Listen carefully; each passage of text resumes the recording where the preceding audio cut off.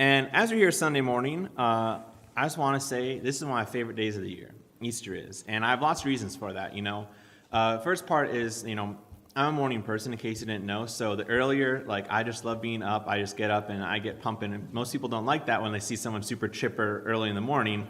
But I'm like that. And Easter's one of those days where you wake up and just seeing the sunrise on Easter Sunday is just something extra special for me. And Easter in itself is something I've always loved and something that's always kind of been personal to me. Growing up, my mom's family, we'd always have a get-together on Easter. And in fact, I missed it the last couple of years because I've been working. But they had it yesterday, and they usually have some fun games, like an Easter egg hunt. They had a hockey tournament at my uncle's garage. But they have all kinds of fun, and that's just something I've done ever since I could remember being a kid. We'd go and meet up and have a big Easter weekend together. But in the last couple of years, Easter's been really important to me because I've been able to serve in churches. In college, I was able to be in worship teams during their big Easter productions, and I've been able to preach here the last couple of years, and it's been just really nice to be able to be here and teach and preach on Easter and be involved in, I think, the biggest day of the year, because as Christians, we have 2 Super Bowls a year. We have Easter and Christmas. Those are kind of the big things, the things we look forward to, the what it's all about for us. And so Easter, that's the focus. And on Easter Sunday, we're focusing on the resurrection of Jesus, which is the greatest moment in history, I think, for us as Christians, because that's when Christianity really began, when he was resurrected. That's when everything that we believe came into existence and everything Jesus has been teaching kind of hit and everything made sense, right? Because everything in Jesus' life, if you look at it, he was building up towards his death and resurrection. And then after his resurrection, everything fell into place. I mean, the disciples, they were confused for the Saturday where Jesus is dead because they didn't know what to do. We thought this was the guy. We thought this was the Messiah. But then after he rose, they realized this was the Messiah. This is really, and everything kind of made sense. And you see that Jesus' life parallels a lot of things in the Old Testament, how the Old Testament builds towards this, and how even from the beginning, God knew that this was plan A. He knew that this is what it was going to be. He was going to send his son to die for us, and that's what it was going to be. So it's a big thing. But the thing that we need to look at is Jesus' death and resurrection mean nothing if we don't have a relationship with him. His relationship with him is what makes his death and resurrection important to us. So what we need to do is look at who Jesus is to us, and in a sense, look at who Jesus is, or what Jesus is. Because, Jesus is the Savior of the world. He is, the head of our church, the church. But he has to be more than just that. If we want to have a relationship with him, then he needs to have more than just being our Savior. There needs to be more to him. Which brings me to the title of this sermon, Jesus Is, which, after thinking about it and doing some look into it, this is kind of what struck me as what I wanted to preach on. One of the inspirations for this sermon was a book called Jesus Is, written by a pastor called Judah Smith out from Washington. And in this book, he dives into the individual traits about him, like Jesus is teacher, Jesus is Lord, Jesus is healer, and looking at all the ways Jesus is portrayed in the New Testament, right? Because you see Jesus perform multiple roles during his time in life of ministry. And if I were to ask you guys right now who Jesus is, I'd probably get a bunch of different answers. And the beautiful thing is that none of those are wrong. Because when we create a relationship with somebody, it becomes personal. It becomes personal, you see things a different way. And if Jesus is to be something for us, then we need to create a relationship with us and learn to figure out who Jesus is to us and how we relate to him and how our relationship makes us view Jesus. Because if we really want to grasp what Jesus has done for us, we need to seek him out and figure out who he is to us and who we are in relationship to him. Because we can look at historical figures, and this is one of the things I was thinking about with this, is we can look at historical figures, right? People who lived a long time ago and are dead, right? I was thinking, like Abraham Lincoln, or, the emperors, like Rome. Look at those people. You can see everything they've done. But the thing is, we can't have a relationship with them. We can't get to know them. We can just see what they've done. But that's it. We can look back at what they did. We can see everything they said, they did, they wrote, how they lived, what they did, when they were born, when they were died. But we can't have a relationship with him. But Jesus, it's different, right? Because we can't see Jesus as a historical figure. I did that one of my classes in college. We had to look at him as a historical figure, just from the facts and the text, looking at him objectively as a historical figure. And the thing is, he's a good guy. He did some good things. But as Christians, he's more than a historical figure because he's alive, right? And we can have a relationship with him, and we can seek him out. And that's the important thing behind Jesus Is. By Jesus being Jesus Is, we can have a relationship with him. We can seek him out, right? You can't have a relationship with someone who was. We can't have a relationship with someone who is stuck in the past or who is dead. We can only have a relationship with people who are here and now and is.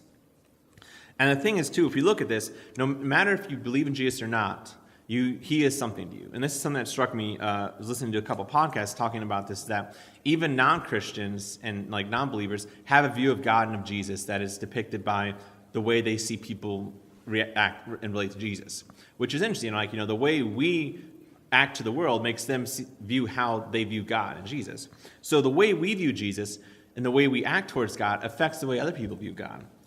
Because Jesus is something to everyone, and we need to dive in who he is to us, and how we can look at him and see, okay, how can we show the true face of Jesus, the true character of God? How can we show that to the world, and how can we believe that in ourselves? Because the statement Jesus is more than just a declaration of who he is to us. It's a proclamation that he is alive, that he is at work, and that we can have a relationship with him. And there is no wrong answer. And who Jesus is up to you. It's up to how you seek his relationship, how deep you are willing to go into him, how far you're willing to pursue him.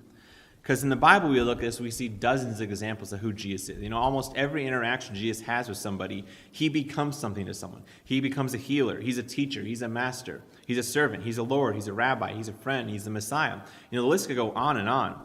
But he's something to everyone different. Some people, he becomes multiple things. So a lot of people, like the disciples, he was their teacher. He was their rabbi.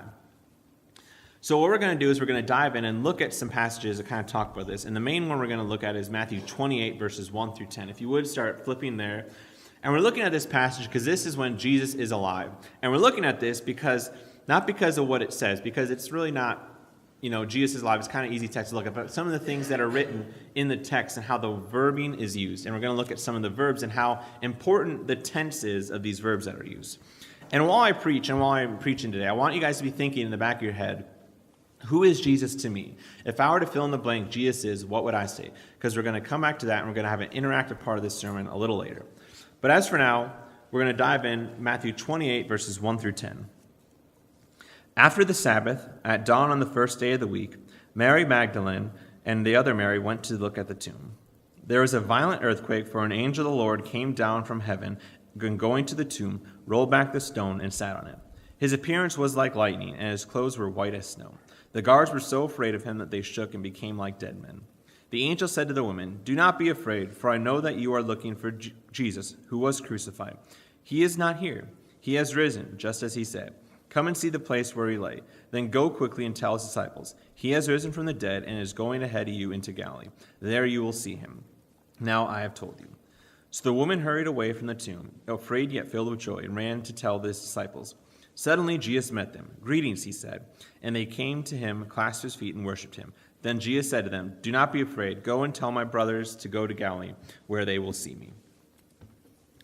So right now I'm going to do something that none of you probably expected from a church. So we're going to dive in and have a little English lesson on verb tenses, because I think it's really important in regards to this text, because there's a lot going on in regards to verb tenses. And if we look at this, there's a bunch of tenses shifting throughout this passage. And if you look at the Greek text, the shift's a lot more noticeable, because in Greek, the verb tenses are based on the suffixes and prefixes. So you can look at a verb and identify it as past, present, future, whatever.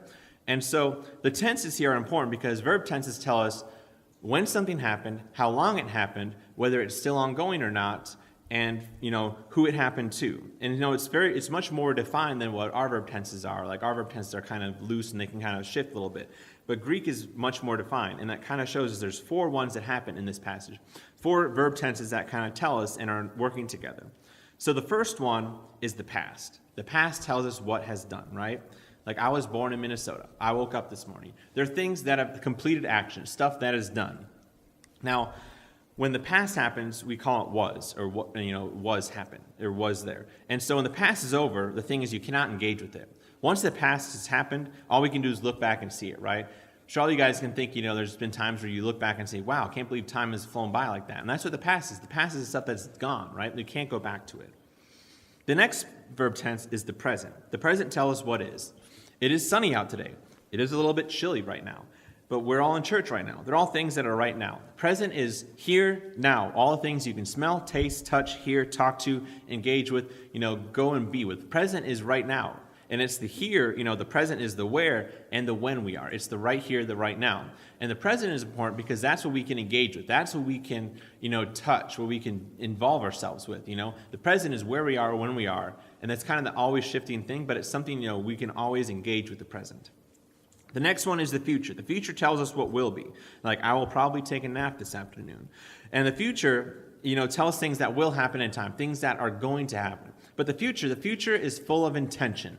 And the thing with intention is that it could happen. Things that may happen, but it could happen. And the future has no guarantees, but it's kind of the hopeful arriving, right? But we have no guarantee of it, unlike the present or the past that are guaranteed because the past has happened and the present is happening. And the next one is the perfect. And the perfect is a completed verb with a have or a has. So the perfect is the one you probably are least familiar with, is a past verb with a has or a had. And a good way to look at this is, I have graduated college. And, there's more resolution to it than that, right? That's why we say Jesus has risen. It's not, Jesus rose. We say Jesus has risen. And that's because there's more resolution. There's more power behind Jesus has risen because it's a perfected verb. It's more than just an action he did. It's a culmination of his whole life and his death and resurrection that we talk about there. And it shows a fulfilled action. And it's important because when we look at this text, we see that all four of these verb tenses are there, right? He has risen. He is not here. He is going ahead of you. They're all at play there. And we see that, kind of looking at this, it kind of makes sense, right? When it shows up in the past, it makes sense that it say Jesus was crucified. The women knew that who arrived at the tomb. They knew Jesus was crucified. They were there. They saw it happen. They saw him buried in the tomb. So they knew that he was crucified. But then it switches to the present. And I'm sure this caught them a little bit off guard when it said he is not here. Because they could have been like, they saw that he wasn't there, right? They saw that the body was not there. And they might have thought, someone might have taken the body. That's probably the first thing they jumped to. But they said, he is not here. And when it switches to there, I bet it caught them off guard a little bit because it reestablishes the present, which is something you can't do, right? When you're writing papers, you're not supposed to jump between tenses. You're not supposed to go from past to present. And in our lives, when something goes to the past, when something becomes a was, we can't engage with it anymore. It can't become present, right? Like yesterday was. We can't go back and say yesterday is. That just doesn't make any sense. And that's what happens here. It's a new reality that's being proclaimed when it shifts from the past to the present. The angel is saying, yeah, what you guys knew had happened is all true, but there's something new in play. There's a new reality here. Jesus is alive. He is here. He is not here. And the present takes hold, right? Because just as death had taken hold of Jesus and Jesus conquered death, he also took hold of the past and conquered the wasn't to show that he is beyond the past. He is present, and he is ever present, which is something we need to look at, Ever since his crucifixion and his death and resurrection, Jesus has been present. For 2,000 years, Jesus has been present, He's not a historical figure that, had a definite end. Like the apostles, they all died, and they became was, and we can look back at them and reflect on what they've done. But Jesus is and is. He's someone we can look at and engage with. And that's why we celebrate Easter, right? Because he is risen. He is not dead. He is alive. And they're all important. Those are all important things that we need to look at with Jesus because he is present. And his presentness is what makes him so important to us. And what makes Christianity so important is that he is a present Savior. He is someone who is here, who's still active, He's not gone up into heaven and just kicking back, relaxing. He is still at work in the world. He is working in this world. He's working through us. And the fact that you guys are here is proof that he is working and evidence that he is working in this world still. Even though it doesn't seem that great, he is still working in this world, and he is working. He's been working for the past 2,000 years. And that's what we need to celebrate on Easter Sunday, is that Jesus is alive and he is active. But it's something we can't just celebrate on Easter. It's something we need to celebrate every single day of our lives, right? Because we wouldn't be free from sin and death if it wasn't for him. We wouldn't be, here if it wasn't for Jesus. And Jesus cannot only be, alive to us. He has to be more than that. He has to be more than just the guy we come to and see on Sunday. And we see in the New Testament, there's many examples of people describing Jesus. And one of my favorite ones is in the book of Mark. And it's particularly in Mark 8, 27 through 30. But all through Mark, we have this thing called the Messianic secret, which is this thing where Jesus goes and he does miracles and he performs deeds and he does things for people. And all throughout, he goes to people and says, hey, don't tell anyone about this. He wants to keep himself on the down low. He's kind of keeping his messiahship a secret. And he goes to people and says, don't tell anyone about this, okay? Don't tell anybody what you saw. But, those people, they go and tell everybody anyways. And Jesus, he just kind of hurries off and goes to the next town. But this one in Mark 8, 27, we see the disciples, their first proclamation of who Jesus is. In 27, Jesus and his disciples went on to the villages around Caesarea Philippi. On the way, he asked them, "Who do people say I am?" They replied, "Some say John the Baptist, others say Elijah, and still others one of the prophets. But what about you? Who do you say I am?" Peter answered, "You are the Messiah." Jesus warned them not to tell anyone about him. Now that's a bold proclamation for someone to make. You are the Messiah. Because the Messiah is somebody that the Old Testament is alluding to in the prophets. It's saying there will be somebody who comes who rescues you. And that's kind of as loosely as it's defined. There's the prophecies that Jesus fulfills, but everyone kind of thought it was going to be a military hero, someone to come and kick those Romans out, to take over, to make Israel its own nation again. Because that's kind of what Israel wanted. Ever since the fall of Jerusalem, Israel had been ruled by other nations, and they wanted to be their own nation again, their own country, because that's when they had King David and King Solomon and those kings, and that's when they felt they had the best time, was when they had their kings. So Jesus, proclaiming to be the Messiah, was saying that they believe Jesus is going to rescue them. Although he does it in a way they don't think is going to happen, he rescues them. But this is the turning point in Jesus' ministry, right? Because up until then, the disciples have been walking with him. We don't know how long, probably for a couple years or so. But this is when they say, from what we've seen and what we believe and what we think about you, we believe that you are the Messiah. And Jesus, this is when he turns towards the cross. And one of my Bible classes, we call that the linchpin of the gospel, that proclamation right there by Peter. It's where Jesus turns and starts walking towards the cross. And his ministry turns towards that direction where he says, okay, you think I'm the Messiah? Well, I'm going to go and prove it to you. And he proves it by dying and being resurrected on the cross. So before then, the disciples believed he was the Messiah. The disciples said, you are the Messiah. They proclaimed that. They believed that. So imagine when Jesus rose from the dead, how solid that belief became. Because they didn't only believe it, after Jesus rose, they not only believed it, but they lived it out, and they were willing to die for it. 11 of the 12 disciples were killed because of their faith, and John, the 12th one, was nearly killed a couple of times and then sentenced to exile.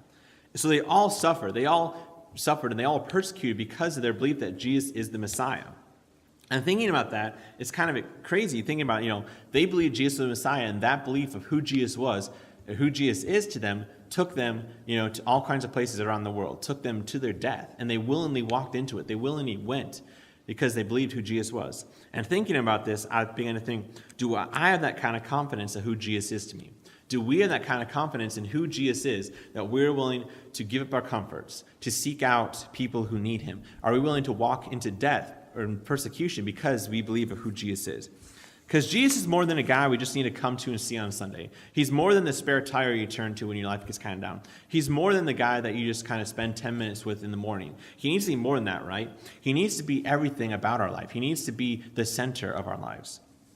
When you're baptized as a Christian, you have the affirmation of faith, which I kind of forgot exactly how it goes, but it goes something like, do you believe that Jesus is the Christ, Son of the living God, who died for your sins, rose again in new life, and do you take him as your Savior?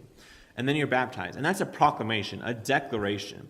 And when you do that, it's supposed to be something, you do once, and then the rest of your life is reflective of that, right? You take communion weekly to reaffirm that testimony. You take communion to reaffirm that confession. But those cannot be the only two times you proclaim who Jesus is, your baptism and when you take communion. It needs to be more than that, right? And thinking about this, it made me think of marriage. And because I'm not married, I can make examples about marriage. But when you're married, you don't just proclaim your love to your spouse on your wedding day and on your anniversary. No, you can't do that. If you do that, you're just missing the point. You're missing the point of the whole thing. It needs to be a testament every day. Everything you do is reflective of that. And that's what needs to be Christianity, right? Everything we do defines and reflects our love for Jesus and our relationship with him. Every single day of every single hour, we should be thinking about him, seeking him, drawing out our relationship with him, right? Because Jesus is alive today. And, he's more than alive, in fact. He's everywhere. He is with all of us. He's inside of us. And it's something we can seek at all times. And we need to seek out a relationship with him and seek ways to deepen it, because a relationship that's not growing isn't really, a relationship. If you want to have a relationship with somebody, you need to be growing it, Even if for years and years, you find out if you've been friends with somebody for a long time, decades, your relationship is still growing. You don't just kind of let it sit and, on the back burner and let it idle. You keep growing it, you keep investing in it, you keep seeking out time together. Because if you don't invest in a relationship, it dies. And I can kind of see this after graduating college, if I don't keep up with my friendships, they kind of just disappear and I don't talk to them anymore. And that's what happens with our faith sometimes. We don't invest in that relationship and it can slowly just kind of start dwindling away. Because a relationship is important, and it's all personal, right? Because if you ask everyone in this room, which we're not going to do, is what am I? Tyler is, fill in that blank. I'd probably get a bunch of different answers. And I was thinking about this, because everybody's going to have a different relationship with me, right? If you ask my parents, they might say I'm a son. If you ask my sisters, they might say I'm a brother. Some people might say I'm smart. Some people might say I'm funny. Some people might say I'm musical. Now, all those things define who I am, but none of those things make up what I am. They do not fully define my character, but they all kind of add a different part to it. And those things also don't cancel each other out, Just because I'm a son doesn't mean I'm not a brother. Just because I'm musical doesn't mean I'm not smart. Those things are all part of who I am, right? And that's the same way with Jesus. When we describe him, we're making up pieces of him. We're describing a piece of him, an attribute of him, a little part of him. And of each of us, that may be something different. But together, collectively, if we look at all the ways we describe Jesus, it can give us a whole new image we might have never seen before. Because we use similes and metaphors to describe people. Similes use like or as, and metaphors do not. And they do not limit Jesus, they enhance him. Some people think, if we try to describe Jesus, we may be putting him in a box, thinking, if we describe him as, this thing, it kind of limits the other descriptions. But no, it's the other way around. The more metaphors and descriptions we have him, the more ways we can describe him, the deeper we can get to know him, right? Because the more things we can say about Jesus is, the more we can relate to him. And it may not be a way you can relate to him, but maybe someone else can relate to him. And the more ways we fledge out this character of Jesus, this person Jesus, and seek out a relationship with him, the more we can get to know him, the more we can trust in him, and the more we can, give our lives to him. Because the closer you grow to someone, the more you can get to know him. And we see this in the Gospels, right? Jesus and disciples growing close together, and we see that there's so many ways to describe him. And if you've ever been in a relationship with somebody, the closer you get to them, the more you can describe them, the more words you could use to describe who they are. There's not just one word that can make up their character, really. There have to be multiple things, ways to describe them. So then how do we do this? You're probably saying this all sounds good, but how do we do this? Well, it starts with diving into the Bible, right? The Bible is filled with books describing Jesus, right? And the Bible is filled with also other books that don't describe Jesus, but show us people who are kind of like Jesus. And not being like him in the Messiah way, but we see people like Adam, like Abraham, like David, who were given roles and they failed in their roles, right? But then we see Jesus come along and fulfill those roles and, do the roles of the Adam and the Abraham and the Moses and fulfilled them and did them perfectly. And we see in the Bible people we can relate to, people who had a relationship with God, relationship with Jesus, people who are flawed, but people we can relate to, but God used them anyways. We can also learn more by praying, right? Spending time with God and Jesus in prayer. Time in silence, letting God speak to us, speaking to God, giving him our burdens, telling him everything about our lives. But I think one of the ways we can get to know God that we may not think about is by getting to know other people. Because when you get to know other people, you get to know the way they view things. And it's something I got to learn in college, right? Other people view God differently. Not everyone was raised the way you were raised. Not everyone has the same church experience as you do, which this means that everybody has a different view of God, which is beautiful, right?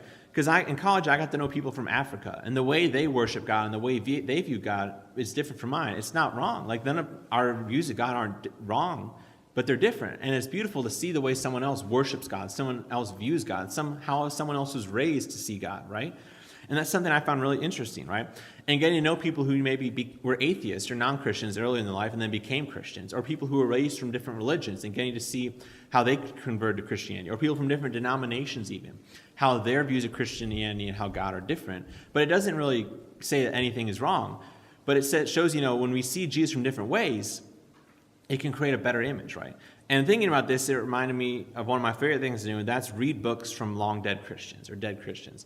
Because there's 2,000 years between Christ's death and now, and there are thousands of books written by Christians. None of these books are gospel saying they're not the ultimate truth, but they are helpful, right? Because they give you a glimpse of someone else who had a relationship with Jesus, which I think is beautiful. One of my favorites is C.S. Lewis. Now, most of you guys know C.S. Lewis wrote The Chronicles of Narnia, which are a great book. But before then, he was an atheist. And that's something a lot of people don't know because they see him as the Christian writer. But before he was a Christian, he was an atheist. And he was about as far from God as you can get. And some of his friends, one of them included J.R.R. Tolkien, are slowly converted him, and he became a Christian. And reading his books, specifically the ones Mere Christianity, The Great Divorce, Problem with Pain, the Screwtape Letters, all show a different perspective of Christianity because he was on one side of it, and then he came to the other side. And his perspective gives you something you may not have seen. It's like I don't know how he relates to that because I was born in the church. So I can't relate to an atheist really because I've never been on that kind of area. I've never been someone who didn't believe in God. So reading the book of someone who didn't believe in God and who now does is an interesting perspective. Because, the relationships is what Christianity is all about, right? Relationships is what it is. And seeking out relationships with other people, right? Because the more you get to know other Christians, the more you can kind of learn to see different views of God and get to know God in a different way, right? Those 3 banners on our wall are all about relationships. Loving God is a relationship. Loving others is a relationship. Serving both is a relationship. It's out of relationships that we do those things. And out through relationships, that's where Jesus can seek us, and Jesus can seek to deepen our faith, right? Because if we have a relationship with him, we need to have a relationship with others as well. And through relationships, we can deepen our faith and get to know Jesus better. Because I love talking to my friends about faith, and like some of the other friends in my college who are Bible majors, and just seeing the way even they have different views of God or how they interpret text is different. And it doesn't really, sometimes it is a little bit shocking how they view things, but a lot of times it kind of opens my eyes and say, I didn't think about it that way. Which is kind of what we need to do as Christians. We need to learn to look at things in a different way. Because Christianity, isn't just the way we look at it. Because a lot of times I think we get tunnel vision and think the way I view it is the only way to view it. And the only way to view Jesus. But there's more to it than that. Because Jesus himself doesn't even describe himself just to one term or one character. Jesus, in the book of John, has the I am statements. And there's 7 statements where he kind of says, I am. And it's in a sense copying what Moses said, or God said to Moses back in Exodus, saying that I am. But Jesus says that I'm the bread of life. I'm the light of the world. I'm the gate. I'm the good shepherd. I'm the resurrection and the life. I'm the way, the truth, and the life. And I'm the vine. Now, all these statements kind of together give us an image of Jesus. But they do not, limit him. They also do not cancel each other out. And the thing is, each of those statements, everyone here probably relates to a different one of those. And one of those probably sticks out more than the other ones, depending on how you're raised and maybe what you relate to more. If you were a farmer, shepherd maybe stands out to you. If you were a cook, maybe bread of life stands out to you a little bit more. Those things that kind of stood out to him. Jesus said those things so he could get a different reaction and connect to more people. Because Jesus is all about connecting, right? He's about relationships, going out connecting to people. He doesn't want to try to make himself in a way that he can't be reached by people. Because the more depth and dimension you add to someone, the more you get to know them. And with Jesus, we can know him in our hearts, even though we never met him, because we can flesh him out through the Bible, right? And thinking about this, it reminded me of social media. And in social media, a lot of times you have a bio, which is a little space where you have like 200 characters to describe yourself. Well, Jesus, we can't describe him in that short of a space, right? There's too many ways to describe who he is that we can't describe him in that little bit of time.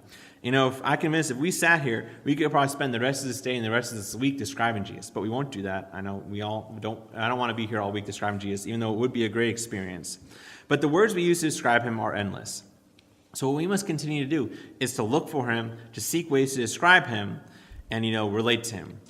Because when we start relating to Jesus, we start relating to God. Which is something I think there's a little bit of disconnect, and something we need to grasp is that when we look at Jesus, we see God. In John 14:9, Jesus says, those who have looked at the Father, or looked at me, have seen the Father.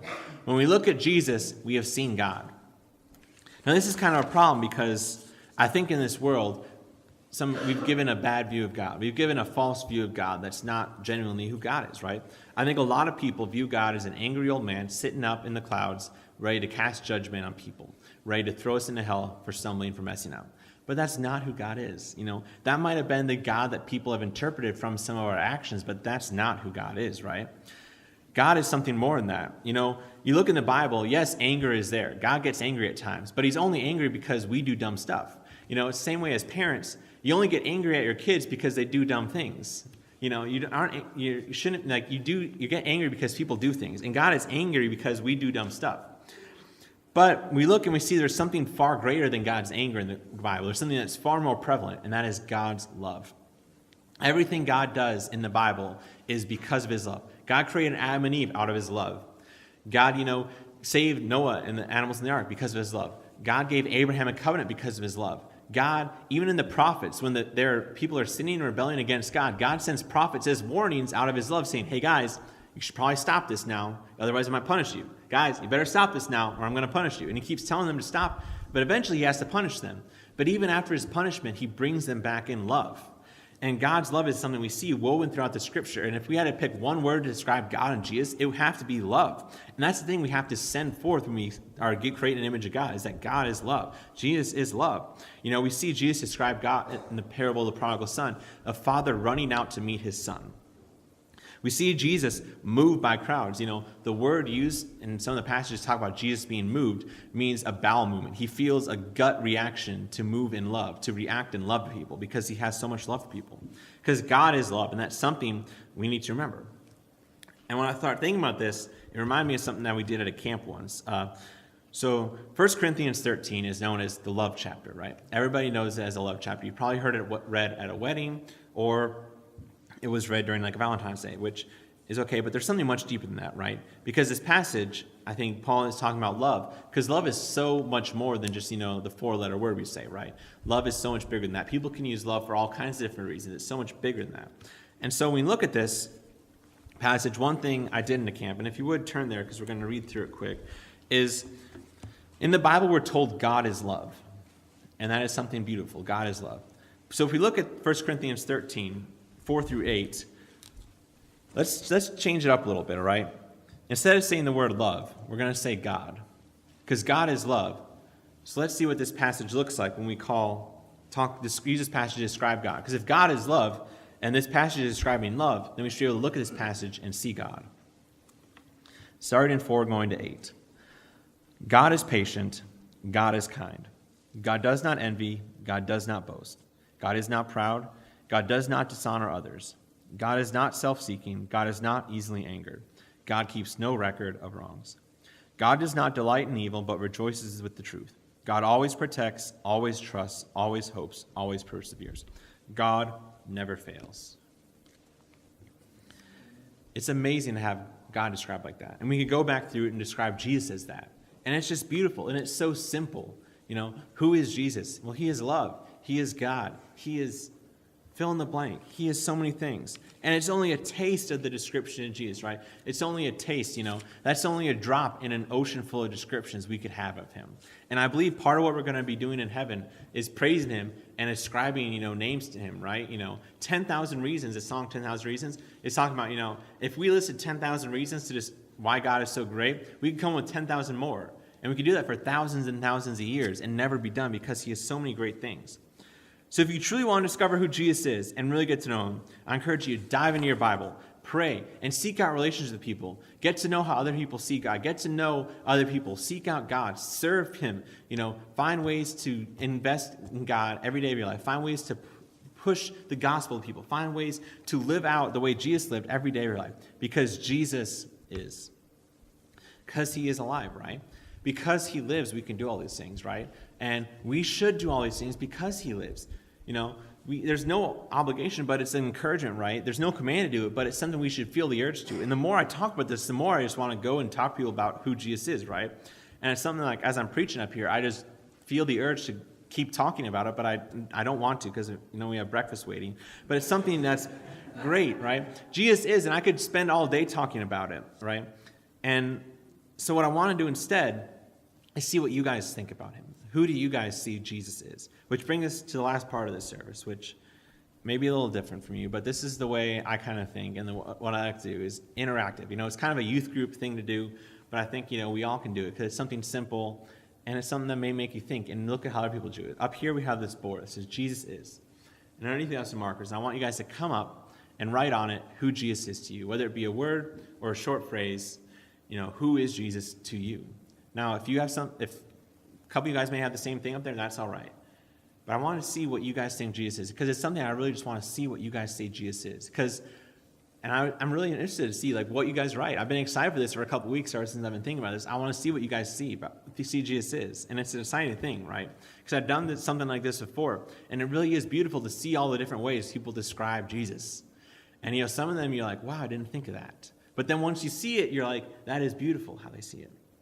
So, because Jesus is alive, and he is something to all of us. And our duty as Christians is to seek him out in everything we do, to deepen that relationship, right? So as we end here, we're going to have some music playing, and we're going to end singing Amazing Grace. But for a little bit, we're just going to have some music playing, and I encourage everybody to come up here and write something on the board. And if you can't think of something right now, we'll leave this up until the other service, and you can come during breakfast to write it. But I want you to come up here and write on it who Jesus is. Because Jesus is more than just a proclamation that he's alive. Saying that we can have a relationship with him. He is here right now. He is all over the world right now, in thousands of different churches proclaiming that he is alive, right? Because he is risen. So let's come up here and see who Jesus is.